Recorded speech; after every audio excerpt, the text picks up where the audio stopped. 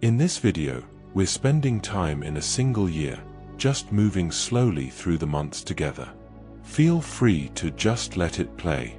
It's unhurried and calm. Every year unfolds in its own way. This is Quiet Years. And the year is 1984.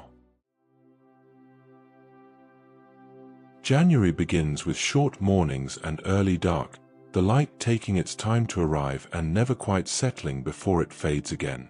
Coats are lifted from the backs of chairs and shrugged into without comment, the same ones as last week, pockets already holding old receipts and a folded shopping list written in a hurried hand. Radiators click and tick as they warm, the sound threading through rooms in older houses, steady and unremarkable, something noticed only when it stops. Windows hold a faint chill, and the kettle fills and clicks off more often than usual, tea becoming a marker between one quiet stretch of the day and the next.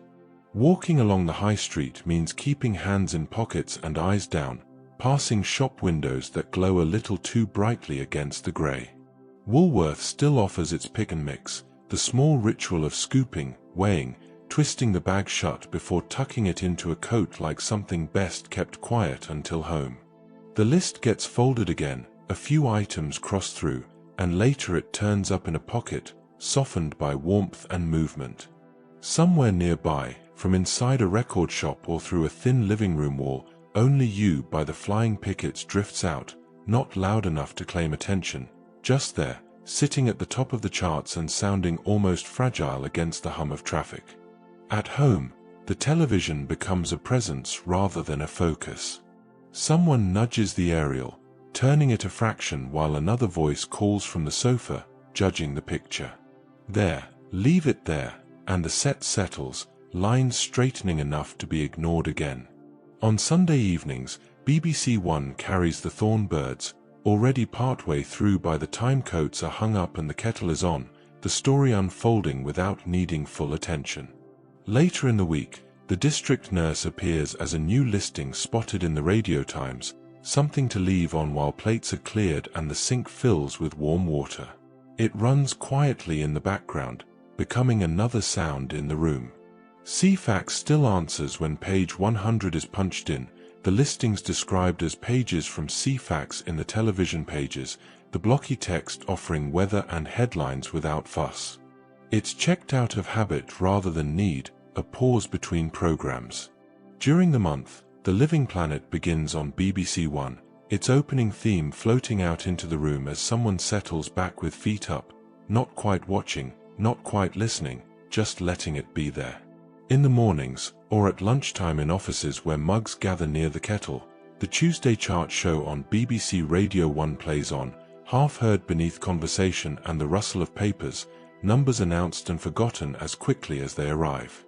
Children come home from school mentioning Fraggle Rock, newly on ITV but spoken about as if it has always existed, the characters already familiar enough to quote. It becomes part of the after-school noise, television voices mixing with the clatter of bags dropped by the door. Outside, buses pull up with a hiss and a sigh, doors closing on the cold, and people settle in for short journeys home, collars turned up. British rail timetables are unfolded on platforms, smoothed against the wind, then folded again never quite the same way, ending up creased in coat pockets until the journey is over and the paper isn't needed anymore. Evenings draw in early, the light flattening and then slipping away, leaving lamps to be switched on one by one. The house takes on its night sounds, the low murmur of television, the steady ticking of radiators, footsteps overhead or next door. Shopping lists are found again, this time on the kitchen table, reminders of milk and bread, nothing elaborate. There's comfort in the repetition, in the way days move without insisting on being different. Tea is poured, coats hung, shoes left by the door to dry. Somewhere nearby, a neighbor's television carries the same song again, Only You slipping through the wall, softened by distance and plaster. It doesn't interrupt anything, just settles into the background like everything else. January continues like this, one day easing into the next, routines holding steady against the cold, the month quietly happening without needing to be marked. February opens with the feeling that winter is thinking about easing off but hasn't quite decided to. The light lingers a little longer in the afternoons, just enough to be noticed when curtains are drawn later than expected. Coats with big padded shoulders fill buses and queues, giving everyone a squared-off look, as if braced for whatever weather might still be coming. Zips catch, sleeves rustle, and the bus doors close with their familiar sigh before pulling away into damp streets. Mornings begin quietly, papers opened on trains and folded again with the same care every day. The smell of newsprint stays on fingers longer than expected, lingering even after the paper is tucked away. It shows up later, faintly, when a mug is lifted or a coat pocket is searched for change. Someone rubs thumb and forefinger together without thinking, then carries on reading until the stop arrives. At the station, a British winter hangs in the air, not quite cold enough to complain about, but persistent enough to be felt. Music slips into the background in ordinary places. Nina's 99 Red Balloons turns up in cars and shop radios, the chorus catching the ear even when the words don't quite land. It becomes one of those songs that everyone seems to know halfway, hummed confidently until the verse arrives and the tune suddenly becomes very interesting somewhere else. The song fades in and out between traffic reports and the click of indicators, then disappears when the engine is switched off. High streets look much the same, though shop windows carry small reminders of the season. In W.H. Smith, the front racks fill with Valentine's cards, bright and patient. People stand longer than planned, reading verses with serious expressions, carefully avoiding anything that sounds too dramatic or too final. Some cards are picked up and put back again, returned to their place like they've been politely declined. Eventually one is chosen, usually the safest one, and taken to the till with a newspaper or a pen to disguise its importance. Evenings settle early, and fish and chip shops keep up a steady trade in the damp cold. Paper parcels are handed over the counter, warm and reassuring, and the smell of vinegar follows people all the way back up the road. It trails behind coats and scarves, lingering just long enough to announce dinner before the door closes. At home, brown glass bottles of fizzy drinks clink together in carrier bags, sounding louder indoors than they did outside, as if pleased to have arrived. Television continues to occupy its corner of the room, never demanding full attention. BBC One introduces The Odd Job Man, a new comedy that gets a trial run in living rooms across the country. It's the sort of program that's watched with arms folded, then mentioned the next day at work with a thoughtful nod and a comment that suggests everyone saw it, even if they didn't. Later in the month, Moonfleet appears, its period costumes catching the eye first. Somewhere between noticing the hats and adjusting a cushion, 20 minutes pass without anyone being quite sure how. Sunday evenings arrive with a familiar softness. A bath runs, pajamas are folded and pulled on, and the television is turned down low. The week feels as though it's being packed away neatly, ready to be taken out again in the morning. Someone stretches on the sofa, already thinking about Monday without any urgency. In the background, the set flickers, and the kettle clicks off, the sound acting like punctuation. Cafes offer warmth and a seat if there's space, though no smoking sections are often more suggestion than barrier. Tables fill where they will, and the air is accepted as it comes. Cups clink, spoons are stirred, and coats are draped over chair backs, slowly losing their chill. There's a quiet understanding that this is how it works, and no one makes a fuss. Phones still live in boxes on street corners, taking 10p pieces as an everyday thing. Coins are tapped in, listened for, and conversations are kept brief with one eye on the queue behind. Sometimes, just for the sake of it, someone rings the recorded speaking clock, listening to the precise voice announce the time. There's a small satisfaction in knowing it's exactly right, even if nothing is waiting that depends on it. Libraries remain steady places. Books are returned across wooden desks, and return dates are stamped with a solid thump. The sound carries, calm and final, echoing slightly before settling. It marks the end of one borrowed thing and the beginning of another, all without ceremony. A book is tucked under an arm, and the door opens onto the street again. February continues at this measured pace, days moving along without asking to be noticed. Coats are hung up, radios left on, songs half remembered, and cards chosen carefully. The month carries on, quietly occupied with small decisions and familiar sounds, content to stay exactly as it is. March arrives carrying a sense of mild adjustment, as if the days are rearranging themselves without telling anyone. Mornings feel a touch brighter, though coats are still reached for out of habit, sleeves pulled on while the kettle clicks off behind them. The air has that in-between quality, not cold enough to complain about properly, not warm enough to trust. On the way out, a tea towel with bold stripes hangs over the oven door, slightly damp despite yesterday's effort, behaving exactly as expected. On buses, conductors are mostly a memory now, but queues remain faithful. People shuffle forward one careful step at a time, coins warming in palms, the line bending politely around the shelter. Someone checks the time, someone else checks the ground, and everyone boards in the same order they arrived, which feels important. The driver waits, patient, as fares are counted out, one penny sticking stubbornly to another. Outside, the street moves on without them. Shops begin to show small signs of the season changing. Near supermarket tills, buckets of daffodils appear, the first ones of the year. A bunch is picked up almost without thought, added to the basket like a reflex, as if the hands moved before the head had time to comment. They sit on kitchen tables later, still closed tight, promising something but not yet delivering. Nearby, instant mashed potato waits in cupboards, a reliable solution for evenings when effort feels optional. It's stirred briskly, judged carefully, and served once it looks about right. Music drifts through the month whether it's wanted or not. Lionel Richie's Hello floats out of radios in taxis, hair salons, and shop doorways, slow and unavoidable. It turns up halfway through conversations and hangs there politely until someone notices. Portable cassette players are appearing more often now, carried on shoulder straps, leaking tinny music into the pavement as people walk to the shops. The songs mix with traffic and footsteps, creating a soundtrack that no one asked for but no one stops either. At home, radios stay on in kitchens, voices and music threading through the clink of plates.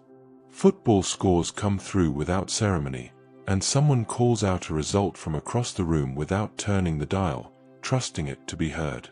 Sunday roasts announce themselves well before they're ready, the smell drifting out of open kitchen windows around midday. It settles over streets like a reminder, and anyone passing by knows exactly what time it is without checking a watch.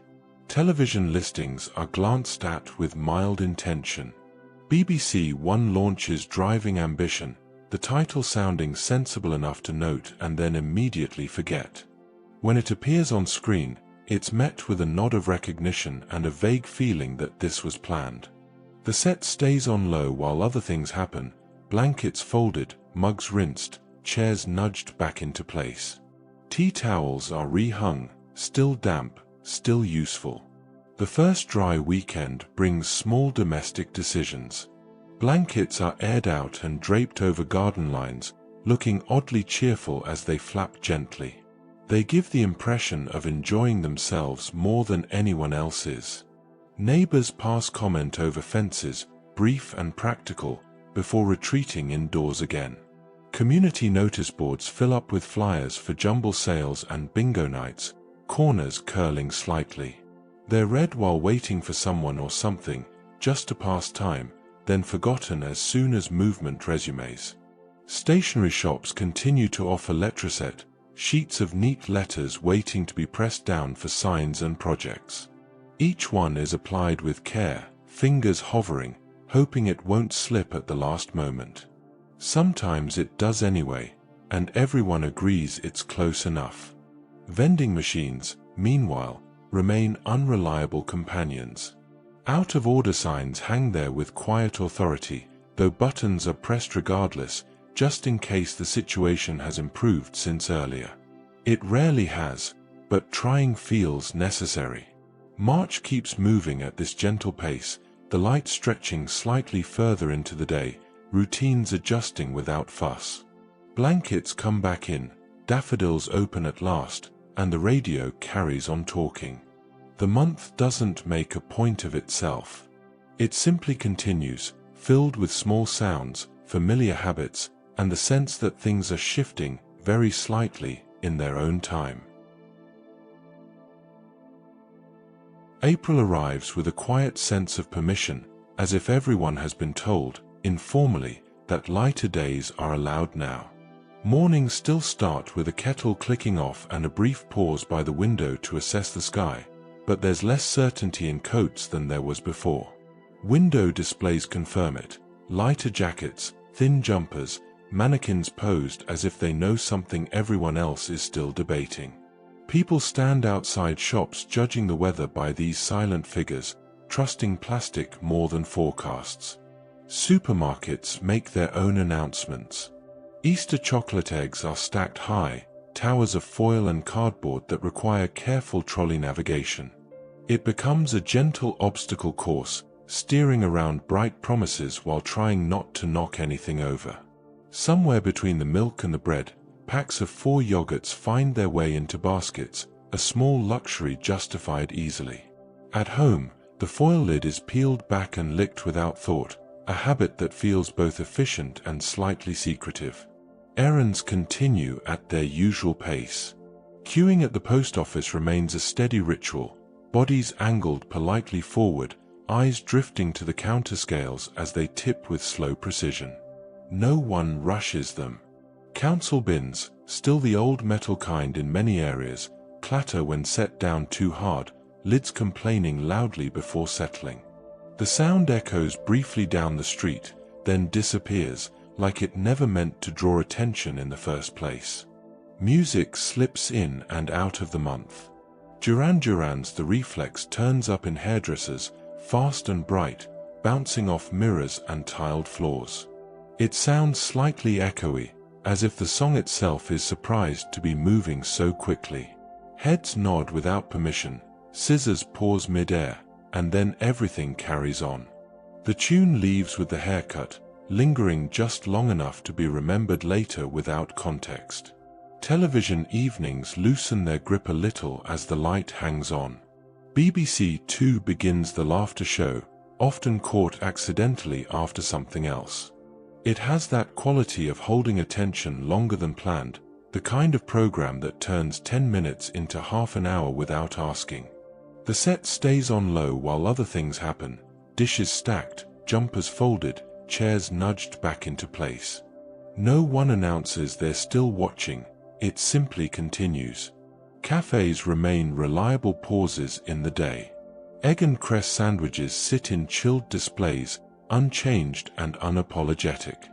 They're eaten quickly at small tables, crumbs gathered with a finger, eyes following people passing outside. Magazines lie nearby, covers pushing spring recipes with glossy confidence. They're read while waiting, pages turned carefully, then left behind exactly where they were found, their advice politely ignored. Outside, parks begin to offer surprises. The smell of fresh-cut grass appears suddenly, as if someone has flicked a switch. It's noticed mid-step, prompting a brief pause before walking on, the moment already over. Garden centers respond accordingly, weekends filling with people carrying trays of seedlings like fragile treasure. They move carefully through car parks, protective and proud, already imagining outcomes that may or may not happen. Rain still has its say. Light showers tap against bus windows at dusk, turning streetlights into soft lines that stretch and blur. Inside, passengers sit quietly, watching the day shift into evening without ceremony. School jumpers tied at the waist start to appear on warmer afternoons, the first visible sign that everyone believes winter is done, even if the weather hasn't quite agreed yet. Schools themselves adjust without fuss. Summer terms bring new timetables pinned up in classrooms, sheets smoothed flat by a teacher's palm. The paper resists briefly, then gives in, corners curling just enough to be noticed. It's a small reset, accepted without comment. Homes reflect the season too. DIY stores offer rolls of patterned wallpaper that still feel entirely normal. Sample books are flicked through slowly, patterns considered like possible new moods for the house. Nothing is decided immediately. That would feel rushed. Somewhere nearby, a council bin lid clatters again, punctuation for the thought. April carries on like this, light rain and bright songs, cues and seedlings, yogurt lids and blurred streetlights. It doesn't insist on being noticed. It simply unfolds, one ordinary moment after another, quietly confident that this is enough. May opens with a noticeable lift, as if the month has decided to stand up a little straighter than the ones before it. Light arrives earlier and hangs around longer, lingering in kitchens and on pavements as though it has nowhere urgent to be. Windows are pushed open a few inches, then a bit more, just to check. Somewhere down the street, Wham! Wake Me Up Before You Go spills out of an open window, loud enough to reach the pavement and confident enough to assume no one minds. It bounces off brickwork and parked cars before fading as the sash window slides down again. Outdoor markets feel fuller now, stalls crowded with more fruit than seems strictly necessary. Strawberries sit piled high, bright and slightly theatrical, prompting the quiet thought that it's that time again, even if the air hasn't fully committed yet. People slow as they pass, pretending to browse while mentally adjusting plans for the afternoon. Paper bags rustle, coins change hands, and someone wonders aloud whether they'll keep until tomorrow. Weekends begin to behave differently. Local cricket grounds look suddenly busy, white jumpers scattered across green like pieces set out carefully. From the footpath comes the soft crack of bat on ball, followed by polite applause that never sounds entirely convinced. Nearby, picnic sets and thermos flasks appear on buses headed toward parks or the coast, packed with a seriousness that suggests this outing has been discussed at length. Car boots slam shut as well, stuffed with folded jackets, flasks, and a paper map that will be unfolded once, then never quite folded the same way again. Bank holiday weekends quietly rearrange the town. Bus timetables feel altered, shops remain shuttered a little longer, and the streets adopt a gentler pace. There's less urgency in footsteps, more drifting. Hanging baskets appear outside pubs and along terraces, bobbing slightly in the breeze as if testing their balance. They're noticed without being stared at, accepted as part of the scenery like they've always been there. Ice cream vans return too, announcing themselves properly. The tune arrives first, floating down the road with exaggerated cheer, followed by the van itself edging into view. Curtains twitch. Someone considers it briefly, then commits, already reaching for change that may or may not be exact. The exchange is quick, efficient, and slightly ceremonial, the van moving on once its duty is done. Shops respond to the shift. Summer dresses with small floral prints reappear on rails, and even those not planning to buy one register that the season has properly changed. Station bookstalls rotate their paperback displays quickly now, covers flashing past as browsers keep one eye on the platform clock. There's time to pick one up, maybe even read the first page, but not enough to be indecisive about it. Schools hum with forward planning. Sports days start being talked about well in advance, parents mentioning sack races and egg and spoon events like their standard business, not faintly chaotic traditions. The conversations sound organized, though everyone knows they rarely are. Somewhere, a list is being made and immediately mislaid. Evenings stretch out. Paper takeaway bags warm hands on the walk home, switched from one palm to the other to even things out. The smell escapes slightly, enough to make the journey feel shorter. At home, meals are eaten with windows open, sounds drifting in from outside. On the first truly warm day, the smell of sun cream appears unexpectedly, announcing itself before the sun fully commits, lingering in stairwells and on bus seats like a suggestion rather than a statement. Nights bring their own adjustments. Window fans start appearing in bedrooms, wedged into place with optimism.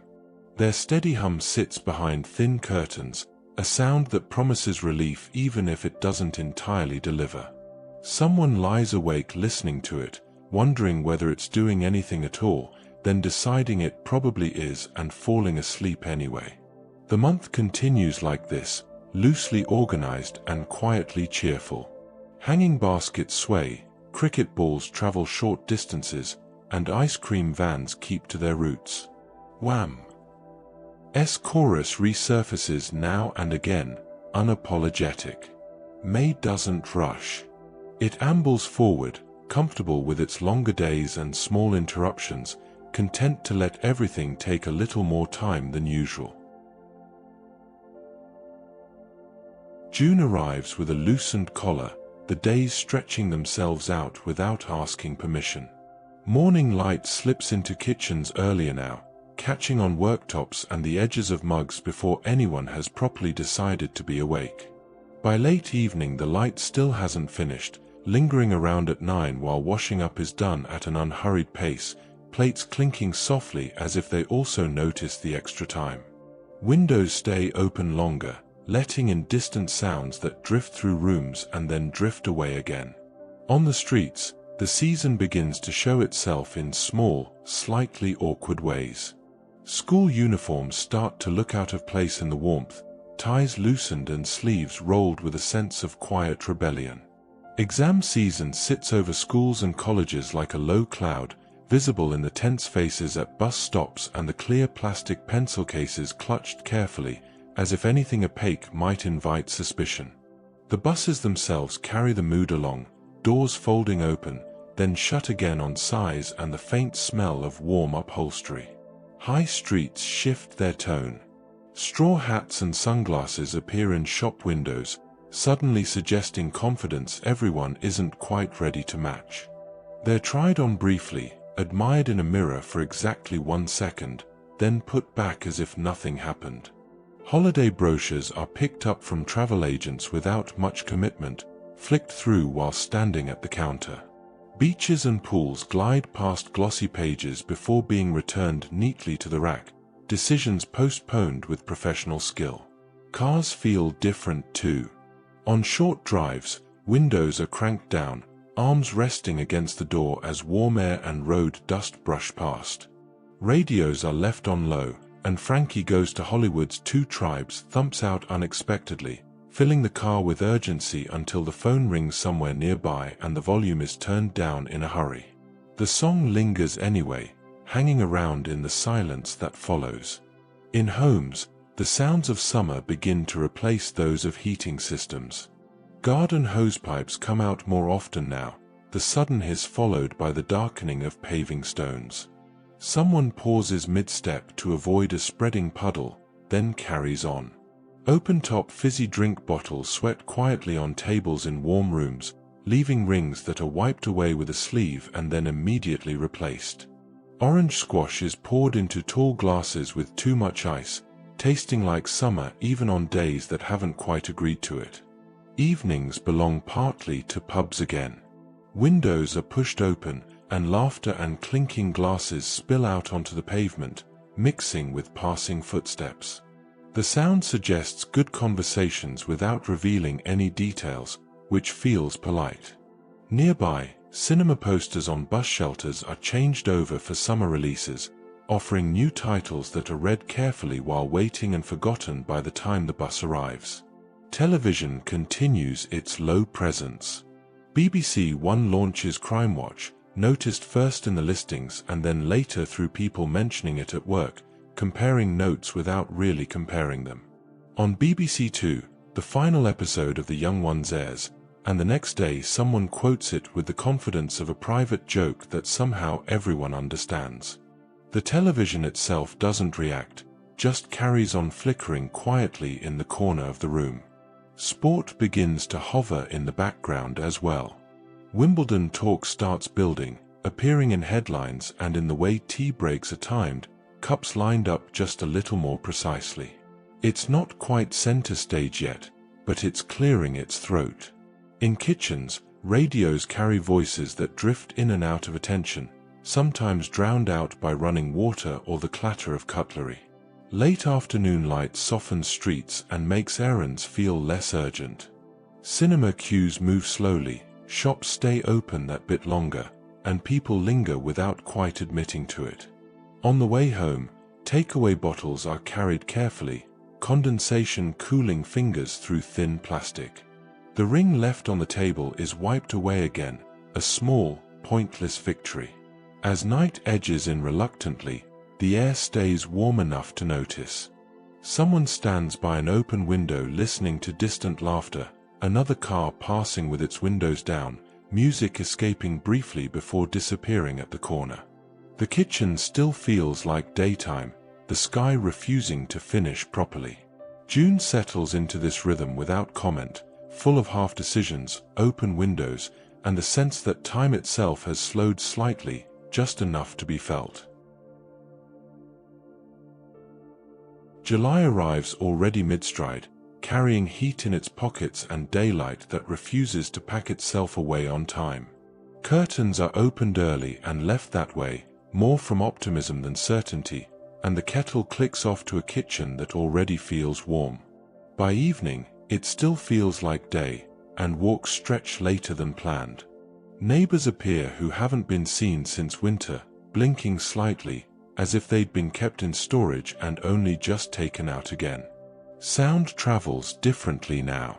Someone passes with a cassette player on their shoulder, Prince's When Doves Cry coming through slightly muffled but unmistakable, the rhythm softened by fabric and distance. It floats past hedges and parked cars, then disappears round the corner, leaving a faint sense of movement behind it. From small front gardens come splashes and sharp bursts of laughter as paddling pools make their seasonal appearance. Hoses hiss, plastic sides wobble, and towels are laid out with serious intent. High streets move more slowly. Bottled lemonade is pulled from corner shop fridges, the glass cold enough to fog fingers instantly. Ice lollies are bought one at a time, coins already warm from pockets, wrappers torn open with more enthusiasm than care. Sticky fingers are accepted as the price of relief. Sunburn starts to show on shoulders and noses, people touching sore skin carefully while insisting it's not too bad really, even as they stand very carefully in the shade. The newspapers help along the mood. Holiday adverts for caravans and B&Bs fill whole sections, glanced at without commitment, half daydreamed over before the page is turned. Somewhere between the weather report and the classifieds, plans are imagined and then gently abandoned in favor of a cup of tea. Seaside coach trips become visible again, paper signs with destination names propped behind windscreens. Coaches sit parked with engines ticking as they cool, giving off a sense of purpose even while doing nothing at all. Greens and open spaces change character. Local fairs set up behind temporary fencing, their arrival announced by music that can be heard before anything can be seen. It's always exactly where it sounds like it should be. Stalls appear overnight, rides stand patiently waiting, and by afternoon the air carries a mix of fried food and anticipation. Nearby, people in short-sleeved shirts with bold patterns move through small crowds, easy to spot from a distance, looking as though they planned it that way. Evenings take on a looser shape. Pubs spill noise and conversation out onto pavements, while at home the television drifts later than usual. BBC Two runs a jazz weekend called Jazz on a Summer's Day, and it's easy to stumble across it late in the evening when everything else feels too loud. The music sits quietly in the room, making even the clink of a spoon sound slightly deliberate. Elsewhere, ITV begins showing the US miniseries V across consecutive nights, prompting people to mention that Lizard One in shops and queues with the confidence of shared understanding, even if no one is entirely sure what's going on yet. Towards the end of the month, BBC One stays on air late for Los Angeles Olympic coverage. Someone comes downstairs expecting darkness and silence and instead finds the glow of the television still on, commentary murmuring long after it feels reasonable. No one explains why they're still watching. It just seems important enough to stay awake for, even if eyelids are dropping. Days pass with that same unhurried rhythm. Evening walks stretch on because the light allows it, streets still readable long after clocks suggest otherwise. People pause at gates, conversations extend by another sentence or two, and the idea of going straight home feels unnecessary. Somewhere behind a hedge, water splashes again, followed by a shriek that sounds outraged but delighted. July doesn't push for attention. It settles in with sun-warmed pavements, slightly sore shoulders, and televisions that forget to switch themselves off. Music drifts by, fairs announce themselves without directions, and plans remain pleasantly vague. The month continues, bright and slightly disorganized, content to let the days run long and the nights arrive when they're ready. August moves in with a slightly slower step, as if it knows it's being watched for signs of ending. Mornings begin quietly, the kettle clicking off into warm air that already feels used, and evenings hold on longer than expected, sometimes right up until a sudden thunderstorm decides otherwise. There's often a moment before the rain arrives when it can be smelled first, metallic and heavy, then the drumming starts on windows and roofs, confident and unhurried, giving everyone permission to stop what they were doing and listen. The rhythm of the month feels loosely packed. Late buses from town run warmer and slower at night, carrying tired shopping bags and the faint mingling of perfume and chips. Seats are taken carefully, conversations kept low, windows cracked open just enough to let the air move. Lightweight trainers scuff along pavements on the walk home, paired with shorts and the assumption that this weather will probably hold, at least for now. Holidays are still very much in progress. Caravan parks sit full of washing lines and folding chairs, towels pegged out like flags of occupation. Radios play quietly inside, the sound drifting through open doors without insisting on attention. Nearby, kids run past in sun hats tied under their chins with thin straps, hats bouncing behind their heads as they move faster than intended. No one seems concerned. This is clearly how it's meant to look. Seaside towns keep up their routines. Arcades remain loud and bright, full of small coins and electronic jingles that announce wins of uncertain value. The clatter is immediate upon stepping inside, followed by the realization that it's louder than remembered. Paperback spinners at kiosks turn slowly in the breeze outside, racks flipped through one after another in a familiar ritual, covers skimmed and then returned. Somewhere nearby, postcards are selected, a stamp bought, and a message scribbled quickly while standing near the counter, the whole thing completed before it can feel like effort. At home, bedrooms tell their own stories. A cassette pencil case sits open on the floor or desk, tapes stacked and labeled carefully. Spines are scanned like a personal library, choices made and changed at the last second. Downstairs, corn on the cob turns up more often now, steaming on plates. It's buttered generously and eaten with acceptance that it will run down fingers, which are wiped on napkins that were never quite up to the task.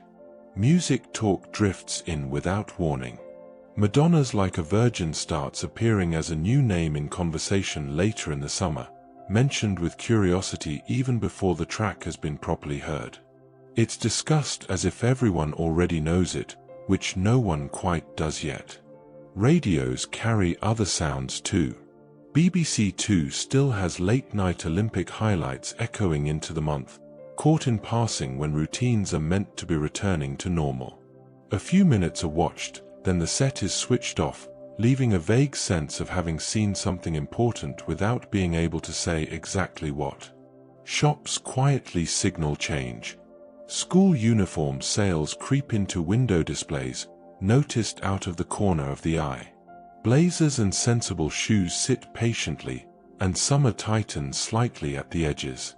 The sight produces a brief pause, then a decision to look somewhere else. Local newspapers add to the feeling, carrying small photos of community events and fates. Faces are recognized, or almost recognized, prompting a brief, unnecessary explanation to no one in particular. Out and about, habits adjust.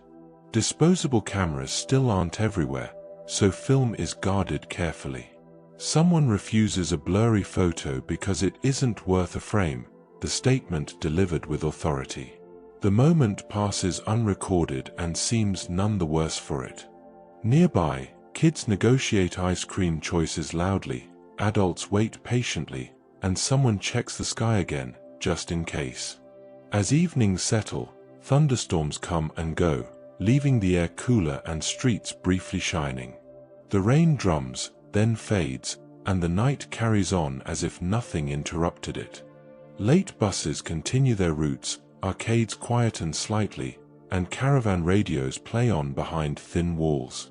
August carries this feeling throughout, balanced between staying and leaving. Washing dries, postcards travel, cassette tapes are returned to their places. The month doesn't announce itself. It simply continues, warm and slightly distracted, aware that things will change soon enough, but not in any particular hurry to make that happen. September arrives with a quieter confidence, the kind that doesn't need to announce itself. Mornings feel cooler, the air slightly undecided, and early light comes with a thin film of condensation on windows. A clear patch is wiped with a sleeve just to see outside properly, revealing pavements already busy again. The smell of damp leaves has started to settle into parks and corners of streets, noticeable without demanding attention, like the air has changed its mind overnight. Back-to-school routines return with a thud rather than a flourish. Alarms sound earlier, packed lunches are assembled with familiar efficiency, and kids head out in fresh shoes that squeak faintly on the pavement until they're worn into silence. School jumpers are no longer just carried for show but pulled on properly, sleeves drawn over hands while waiting for buses. Term time traffic thickens near schools, bringing with it more car doors slamming, more hurried voices, and the repeated reassurance of "come on, we're late," delivered with varying degrees of belief. High streets adjust themselves accordingly. W.H. Smith shelves fill up with new exercise books and pencil packs, covers stacked neatly and inviting indecision. People stand longer than expected, choosing between plain and patterned like it might shape the year ahead. Pens are tested, replaced, tested again. Nearby, bus passes and ticket wallets come back into daily use, pockets checked with a familiar pat-down at stops, just to make sure nothing has been forgotten in the rush. Stations feel fuller too. Platforms are busier now, commuters returning from summer leave, newspapers folded under arms like part of the uniform. There's a shared understanding in the way people stand, spaced just so, eyes forward. Trains arrive and depart with purpose, doors closing firmly, routines clicking back into place. Music follows everyone through this reset. Stevie Wonder's "I Just Called to Say I Love You" is everywhere as autumn begins, drifting through supermarkets and following shoppers down aisles whether they like it or not. It seems to wait until no one is paying attention, then reappear near the tinned goods. The tune sticks politely, refusing to leave even when the shopping is done. At home, evenings settle earlier again. Television viewing feels steadier, less interrupted by long days out, as if the light itself has suggested it's time to sit down. New TV season listings bulk out the magazines, pages skimmed with a pen in hand, circles drawn around programs that might be watched, or at least considered. The pen rests on the page, thinking for a moment, before another circle is added with unnecessary confidence. Coats start to emerge from cupboards, though no one is fully committed yet. They're carried for an hour, regretted briefly, then needed again as the temperature drops without warning. Umbrellas reappear too, especially the small folding kind that never quite open properly. They're tugged into shape, bent bits accepted as part of the deal, and then forgotten somewhere until the next surprise shower. Parks and pavements collect small signs of the season. Packets of conkers are picked up from the ground and carried home, smooth and shining in kids' hands. They're shown to friends, compared carefully, then stored in pockets with serious intent. The smell of leaves lingers, mixing with exhaust fumes and the faint sweetness of hot drinks beginning to make a return. In kitchens, hot ribena and cocoa reappear as evening options. Mugs are wrapped in both hands first, warmth felt there before it reaches anywhere else. The kettle clicks off more often now, not from cold exactly, but from habit. The sound marks the shift from day to evening, from movement to stillness. Buses carry the mood of the month well. Ticket wallets are produced with practiced ease, coats folded over arms, umbrellas nudged under seats. Conversations are quieter, more focused on what needs doing tomorrow. Outside, streetlights come on earlier, reflected faintly in bus windows that show the inside and outside at once. By night, the house feels settled again. Television murmurs, pages are turned, bags are repacked for the morning. September continues like this, orderly but not strict, easing everyone back into rhythm. Shoes stop squeaking, coats find their place, and the air carries on smelling faintly of leaves and possibility. The month doesn't rush. It simply resumes, confident that this is how things go now. October arrives without fuss, slipping into place as if it's been expected all along.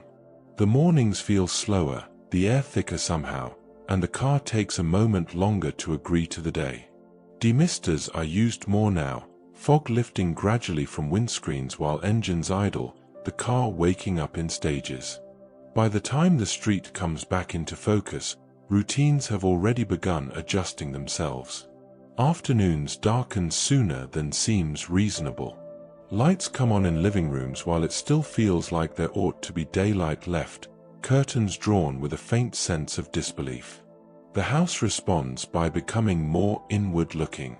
Steam gathers on kitchen windows again during longer stretches of cooking, a soft blur forming that invites someone to draw a line through it with a finger, just to see outside properly, before it clouds over again as if nothing happened. Buses carry the sound of the season well. New coats and scarves appear almost overnight, zips and buttons suddenly louder than conversation. Wool jumpers return too, slightly scratchy at the neck, collars tugged discreetly as people try to ignore the sensation rather than admit defeat. At bus shelters, rain taps steadily on coats, a sound that fills the space comfortably. People stand shoulder to shoulder, listening without talking, united briefly by the weather.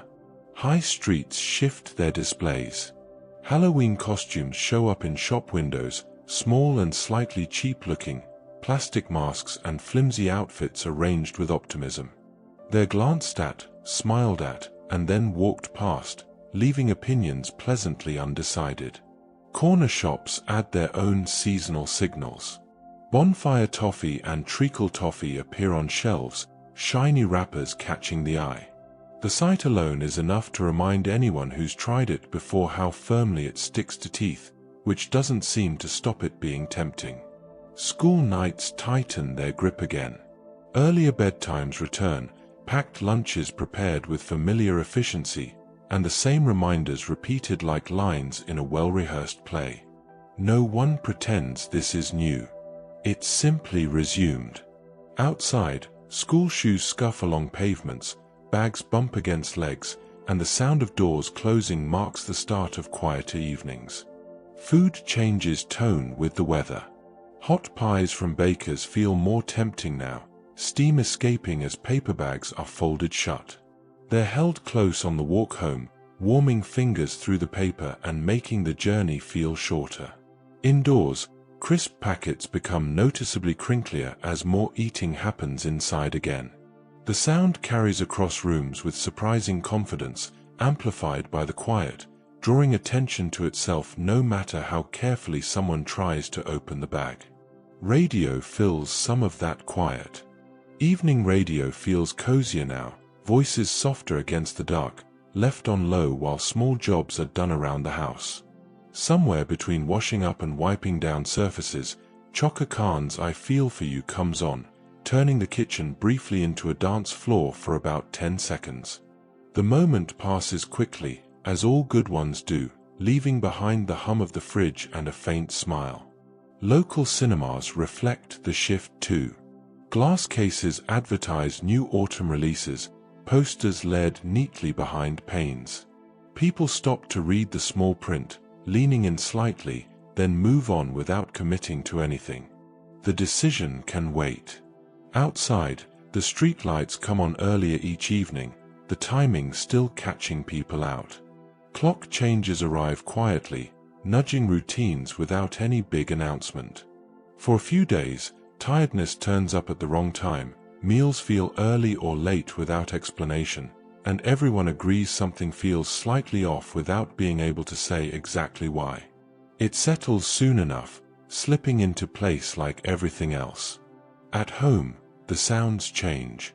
Crisp packets aside, there's more of the steady background again, the radio murmuring, the kettle clicking off, the low sound of rain against glass.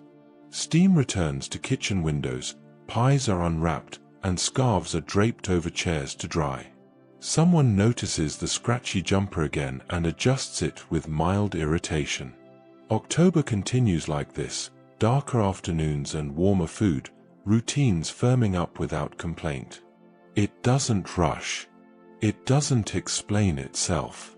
It simply settles in, bringing with it rain-tapped coats, early lights, and kitchens that occasionally feel like dance floors, if only for a song or two.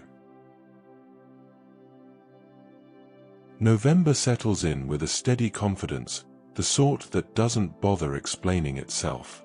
Mornings arrive quietly, accompanied by the familiar clicking of radiators waking up, the sound threading through the house like a reminder that things are running again. Outside, the light has thinned, and darker commutes bring more headlights and reflective puddles, cars gliding past like strings of moving beads. Streetlights bounce off wet pavements in a way that makes everything feel hushed, as though the roads themselves are lowering their voices. The cold encourages small preparations. Woolly hats and gloves become proper essentials rather than optimistic accessories. People step outside, pause, then pat pockets with mild urgency, performing a quick inventory before committing to the weather. Bus queues look more hunched now, shoulders rounded, hands tucked away. There's more coughing, less chatting, everyone facing the same direction as if alignment might help. Rainwater gathers at the curb, and streetlights ripple across it, catching shoes mid-step. In towns and cities, steam rises from manhole covers, drifting up in soft clouds. Walking through it brings a brief warmth around the ankles, surprising and gone almost immediately. Nearby, warm bakery windows fog from the inside heat. Someone wipes a small circle clear with a sleeve to see what's left on the trays, then stands deciding whether it's worth it, even though the answer is usually already yes. A paper bag is folded shut carefully, warmth held close for the walk home. Bonfire night leaves traces behind. Sparklers and empty boxes linger, the faint smoky smell still clinging to coats. A stray firework turns up in a drawer days later, discovered with caution and a slight narrowing of the eyes, as if it might do something on its own. It's set back down gently, the drawer closed with more care than strictly necessary. Indoors, cupboards begin to change their contents. Tins of biscuits appear, clearly marked in everyone's mind as for guests. They're opened once, just to check, then treated as if sealed by rule. The temptation is acknowledged but postponed indefinitely, which somehow makes it more satisfying. Early Christmas catalogs start arriving through letterboxes, pages flicked through with a half smile. Toys and gadgets are considered briefly, commentary offered aloud, and then the catalog is set aside, not thrown away, just in case.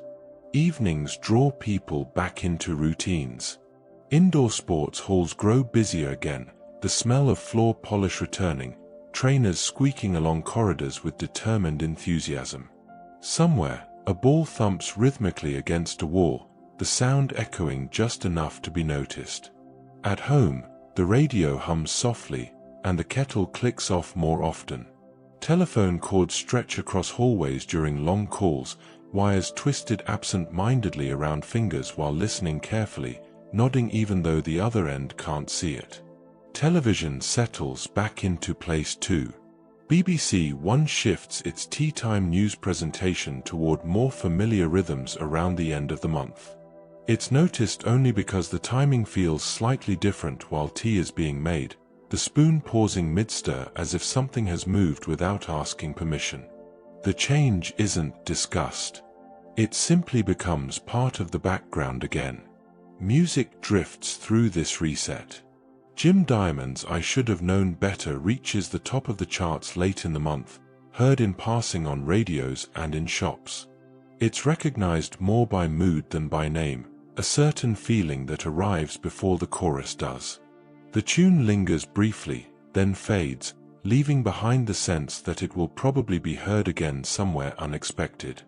As nights grow colder, hot water bottles make their return. They're filled carefully, checked twice, then slipped into beds where their rubber warmth can be felt through covers. Sleep comes quicker with that steady heat, the day folded away without fuss. Outside, rain continues to fall, tapping gently on coats at bus shelters, the sound filling the space comfortably. Walking home later, streetlights reflect on the pavements, shoes mirrored briefly with each step. The shine makes even familiar routes feel slightly different, more deliberate. Headlights pass, puddles ripple, and the city exhales steam and light in equal measure. November continues at this measured pace. Radiators tick, biscuits remain untouched, cords stay stretched across doorways. The month doesn't hurry. It settles people back into their spaces, offering warmth where it can, quiet where it's needed, and the reassurance that routines, once resumed, are very good at holding everything else together. December begins with a kind of soft insistence, the days shortening quickly as if to make space for everything that wants to happen indoors. Darkness arrives early now, and Christmas lights go up along high streets and stay on long before anyone would usually expect them to. From the top deck of a bus, the glow hangs over the road like a gentle canopy, reflected faintly in windows and puddles. The ride home feels quieter under it, even when the bus is full. At home, the month rearranges the furniture without moving anything. The Radio Times Christmas double issue is brought in like a small book and placed carefully on the coffee table. It's picked up, opened, closed, and reopened so often that it never quite settles. Pages bend back on themselves, corners are folded, and the listings become familiar even without being followed. Somewhere in the background, the television hums, already behaving differently, late-night schedules stretching out with seasonal repeats. Falling asleep to the glow becomes normal, waking briefly to the test card feeling oddly reassuring.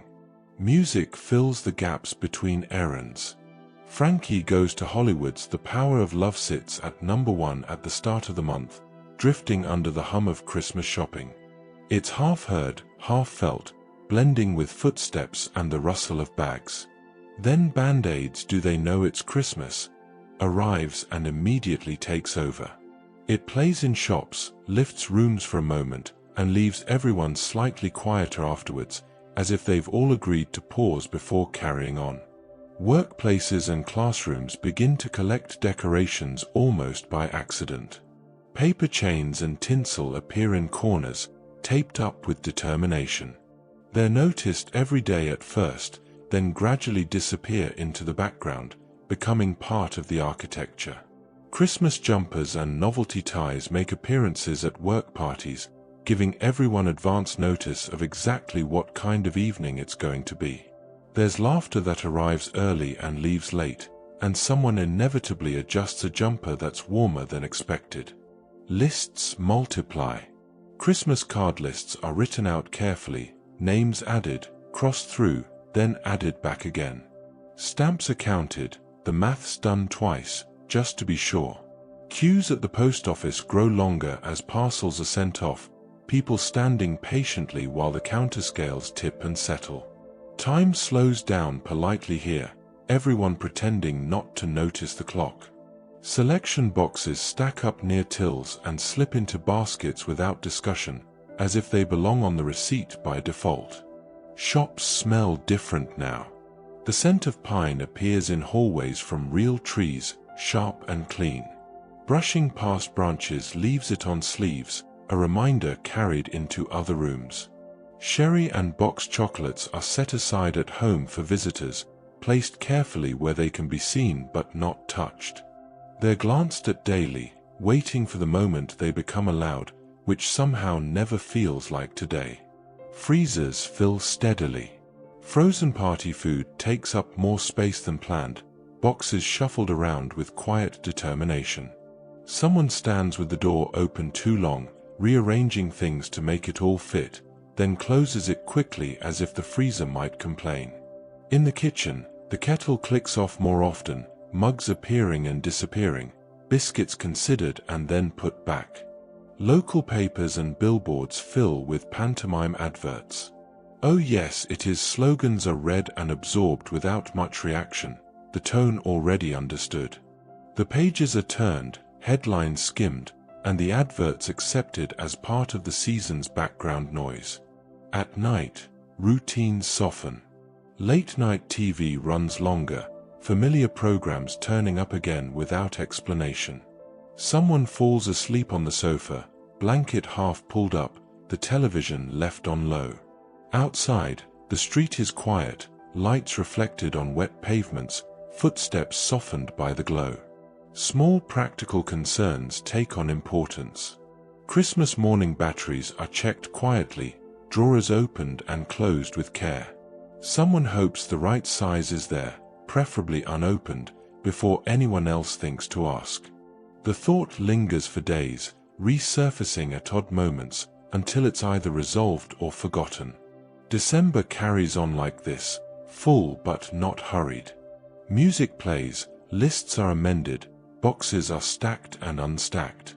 Lights glow early, pine scents cling to coats, and the television never quite switches itself off. The month doesn't make speeches or demand attention.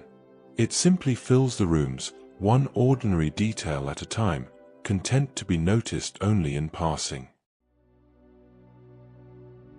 1984 doesn't really sit in one place when it's looked at as a whole.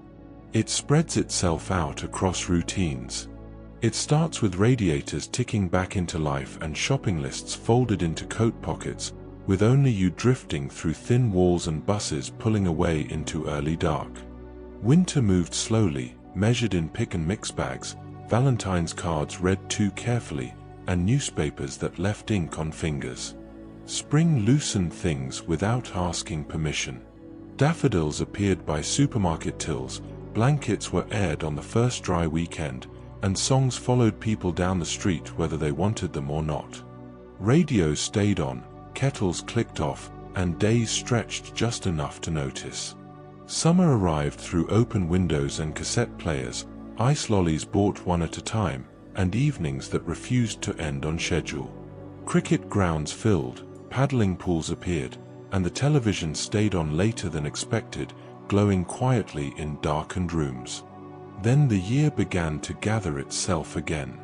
School shoes squeaked, jumpers returned to arms, and mornings filled with condensation on windows and hurried voices near school gates. Coats were carried, then worn, then needed. Crisp packets got louder. The radio sounded cozier. Streets shone under rain and streetlights, and routines tightened without complaint. By December, everything was indoors again. Lists, boxes, tins, habits, but nothing really stopped. The year didn't end so much as step aside. Another page waited to be turned, another routine ready to carry on under a new number. And that's how 1985 will arrive. Not loudly. Not all at once. Just more days unfolding in the same ordinary ways, half-heard songs, bus queues, kettles boiling, life continuing quietly in the background. That's what this is. That's quiet years.